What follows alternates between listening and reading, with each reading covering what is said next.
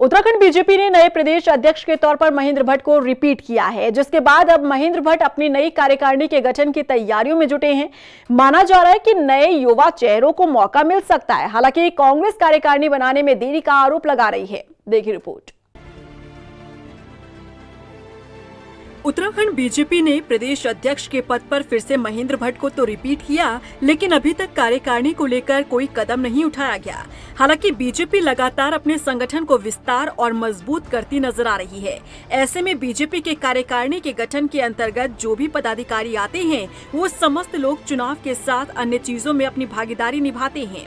लेकिन ऐसे में सवाल उठता है कि बीजेपी संगठन का गठन अभी तक नहीं होना, क्या ये किसी और इशारा करता है? सवाल खड़े हो रहे हैं कि क्या बीजेपी अपने पुराने कार्यकारिणी सदस्यों को ही नई कार्यकारिणी की सूची में शामिल करेगी?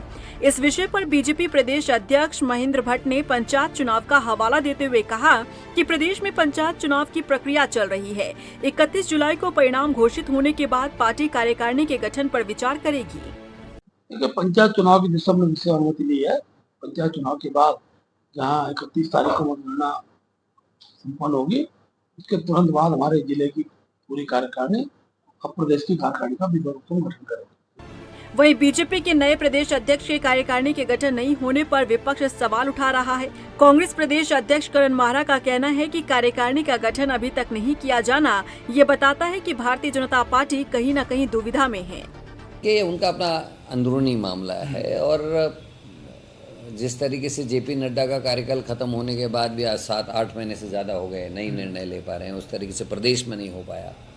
और जिस तरीके से त्रिवेंद्र भाई अलग चल रहे हैं, धामी जी अलग चल रहे हैं, निशंक जी अलग चल रहे हैं, तो निश्चित ही कुछ ना कुछ गड़बड़ तो है। नहीं तो बीजेपी में तो ये चीज़ों में टाइम लगता ही नहीं था, तो कांग्रेस में तो ये चीज़ें परंपरा से चली आ रही हैं, टाइम भी लगता है, आराम से होता है सब कुछ, लेकिन बीजेपी में नहीं हो रहा है, तो इसका मतलब वहाँ कुछ ना कुछ गड़बड़ चल रही है। जिस तरह से अभी तक बीजेपी ने अपने संगठन को लेकर कार्यकारिणी का गठन नहीं किया है, ऐसे में विपक्ष को सवाल उठाने का मौका मिल गया है।